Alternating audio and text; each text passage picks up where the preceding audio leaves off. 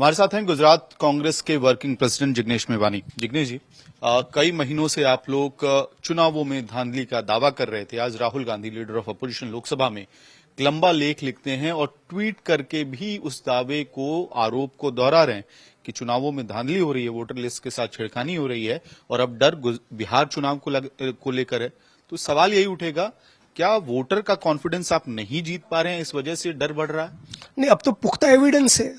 लाखों voter all of a sudden voter बन जा रहे हैं और जो ऑथेंटिक वोटर्स थे वो ऑल ऑफ अ सडन 1-1.5-2 महीने के भीतर वो वोटिंग लिस्ट से गायब हो रहे हैं। उसके सब्सटेंशियल एविडेंस है। इस प्रकार के एविडेंस कर्नाटका में भी पाए गए, राजस्थान में भी पाए गए, महाराष्ट्र में भी पाए गए। तो हम तो उसी मुद्दे को उठा रहे हैं। मैं बार बार मीडिया के सामने दोहराऊं, मामला केवल ईवीएम मशीन के टेम्परिंग का नहीं है। वोटर लिस्ट के साथ जो धांधली हो रही है वो बहुत ही एविडेंट है, पुख्ता सबूत है। और ये पब्लिक स्पिरिटेड सिटीजन्स भी मुद्दा उठा रहे हैं, एनजीओ के लोग भी मुद्दा उठा रहे हैं, इंडिया अलायंस के हमारे जो दूसरे कंपोनेंट्स है वो भी उठा रहे हैं, हम भी उठा रहे हैं। तो इलेक्शन कमीशन ऑफ इंडिया के पाले में गेंद है, वो अपनी पोजीशन क्लेरिफाई करे, वो मुल्क की जनता को और हम विपक्ष के लोगों को आश्वस्त करे कि ऐसी धांधली हुई है, उसकी पुख्ता जांच होगी, जो भी रिस्पॉन्सिबल है उनकी गिरफ्तारी होगी और बिहार के चुनाव में या आने वाली किसी भी चुनाव में इस प्रकार की धांधली न हो, वो सुनिश्चित करेंगे। वो तो उनको बोलना है ना। नहीं, लेकिन ये सवाल उठेगा ना कि आप हरियाणा को लेकर सवाल नहीं कर रहे हैं, आप दिल्ली के चुनावों को लेकर सवाल नहीं कर रहे हैं, महाराष्ट्र पे कर रहे हैं, हरियाणा को लेकर क्यों नहीं कर रहे? हरियाणा को लेकर भी कर रहे हैं, दिल्ली को लेकर भी कर रहे हैं। जो एक चुनाव के साथ टेम्परिंग करेंगे वो हर एक स्टेट में कर सकते हैं, हर एक स्टेट में किया भी है, एविडेंस भी है। किसी मामले में यदि मैंने नहीं बोला तो किसी और ने बोला है, लेकिन सारे लोगों को, इस मुल्क की जनता में यह डाउट तो हो चुका है कि वोटिंग लिस्ट के साथ धांधली होती है और यदि ईवीएम के बजाय बैलेट आ जाए तो वो अच्छा है। ये तो मैं भी, आप जीते वहां धांधली नहीं। एक सेकंड, यदि आप मुझे पूछे तो मेरे पास कोई इस वक्त इंडिविजुअल में अपनी बात करूं, मेरे पास कोई एविडेंस नहीं है कि बताओ कैसी ईवीएम में टेम्परिंग होता है। लेकिन जब इतने लाखों लोग डाउट्स जिनके मन में बैठ चुका है, डेमोक्रेसी है, राइट, तो लोगों का जो कहना है कि भी बैलेट पेपर लेके आओ, तो क्या तकलीफ है? आप चाहते हैं बैलेट पे चुनाव? बिल्कुल। जिग्नेश मेवानी बिहार, गुजरात, बतौर कांग्रेस लीडर कह रहे हैं कि ईवीएम के बजाय बैलेट पेपर पे चुनाव। मुझे ईवीएम के बजाय बैलेट चूज करना है तो मैं बैलेट पेपर चूज करूंगा किसी भी दिन, और बैलेट के साथ भी धांधली ना हो वो भी सुनिश्चित करना पड़ेगा। लेकिन वोटिंग लिस्ट का जो मामला है वो तो बहुत क्लियर हो चुका है। यदि मैं गलत नहीं हूं तो मुझे कुछ साथियों ने वो लिस्ट व्हाट्सएप के ग्रुप्स में भी सर्कुलेट हो रहा था। फिर मैंने अपने तरीके से उसकी जांच भी की, लोगों से बात भी किया। 12, 13 और 16 साल के जो लड़के हैं उनको भी वोटिंग लिस्ट में डाला है, उन्होंने भी वोट किए है।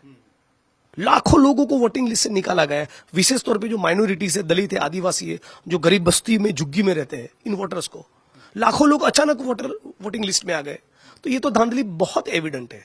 मान के चले मेरा कोई स्ट्रॉन्ग बूथ है, 20 साल से गुजरात का कोई बूथ 90% मेरी फेवर में वोट कर रहा है, वो मेरे खिलाफ नहीं जा सकता है, लेकिन उसमें से केवल 2 वोट निकले या वोट 0 हो जाए, या मेरे परिवार के लोगों ने जो वोट किया वो वोट भी यदि काउंट न हो, तो ये कुछ ज्यादा ही दिखा रहा है। तो जो डाउट्स है वो इलेक्शन कमीशन ऑफ इंडिया को, भारत की सरकार को क्लेरिफाई करना चाहिए।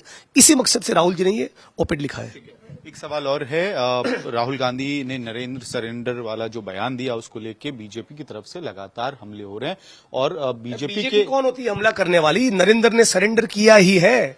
यदि नहीं किया है तो अपनी पोजीशन क्लियर करे ना, बैठे मेरी तरह प्रेस कॉन्फ्रेंस में, करे एक पीसी, बुलाए पार्लियामेंट का स्पेशल सेशन, कहे कि वो टेररिस्ट कहां है, सब छोड़ दीजिए सारी बात। मोदी जी इस बात का जवाब दे, वो 4 आतंकवादी कहां है हिंदुस्तान की सरजमी में? तो क्या मोदी जी मंजीरा बजा रहे हैं? क्यों गिरफ्तारी नहीं हो रही है? और यदि वो पाकिस्तान चले गए तो किस कंडीशन में आपने सीज फायर किया? 150 किलोमीटर का रास्ता तय करके वो यहां तक कैसे पहुंचे? पुलवामा से क्या सबक लिया? पुलवामा जिसके कारण हुआ उनके खिलाफ क्या कार्रवाई हुई? कितने लोगों को सस्पेंड किया? कितने लोगों की गिरफ्तारी हुई? पहलगाम की चूक के लिए जो लोग रिस्पॉन्सिबल है, आपने चूक तो माना, तो चूक के लिए जो रिस्पॉन्सिबल है डालो उनको जेल के पीछे, सस्पेंड करो, डिसमिस करो, कार्रवाई हो। बताओ भारत की सरकार को कैसे आप सुनिश्चित करोगे कि दोबारा टेररिस्ट अटैक न हो? पाकिस्तान तो सेलिब्रेट कर रहा है, आपकी सारी डिप्लोमेसी चौपट हो चुकी है, विदेश में घूम घूम कर सीना फुलाकर बड़ी बड़ी डींगे मारते थे। अब भूटान और श्रीलंका जैसे छोटे मुल्क भी आपके साथ नहीं है। अमेरिका ट्वीट कर रहा है, कौन होता है अमेरिका? कहां गया शिमला करार? तो इतने सारे सवाल है और मुझसे भी इस मुद्दे को और बेहतर तरीके समझने वाले लोगों के पास और भी ज्यादा सवाल हो गए। तो मोदी जी को क्लैरिफाई करना चाहिए, साइलेंट है। तो नरेंद्र ने सरेंडर किया ही है।